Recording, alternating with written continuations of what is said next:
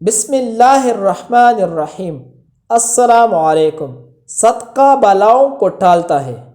بصرہ کے قاضی اور مستند عالم امام بخاری رحمۃ اللہ علیہ کے استاد ابو عبداللہ محمد بن عبداللہ بن انس بن مالک انصاری کے حوالے سے حضرت ابو ہریرہ رضی اللہ تعالیٰ عنہ کی ایک روایت منقول ہے، جو کہ تاریخ ابن نجار میں بھی مذکور ہے کہ نبی کریم صلی اللہ علیہ وسلم نے ارشاد فرمایا کہ پہلی امتوں میں ایک شخص تھا، اس کی عادت یہ تھی کہ وہ ایک پرندے کے گھونسلے پر آتا تھا، اور جب بھی وہ پرندہ بچے نکالتا تھا تو یہ شخص اس کے بچوں کو گھونسلے سے نکال کر لے جاتا تھا۔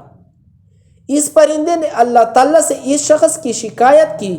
اللہ تعالیٰ نے پرندے کو خبر دی کہ اگر اس شخص نے پھر ایسا کیا تو میں اس کو ہلاک کر دوں گا۔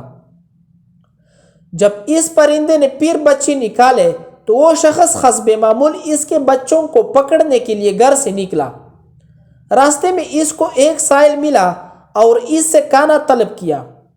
اس شخص نے اپنے کھانے میں سے ایک روٹی اس سائل کو دے دی اور چل دیا، اور گھونسلے کے پاس پہنچ گیا اور سیڑھی لگا کر درخت پر چڑھا اور گھونسلے سے 2 بچے نکال لیے، اور ان بچوں کے والدین دیکھتے رہ گئے۔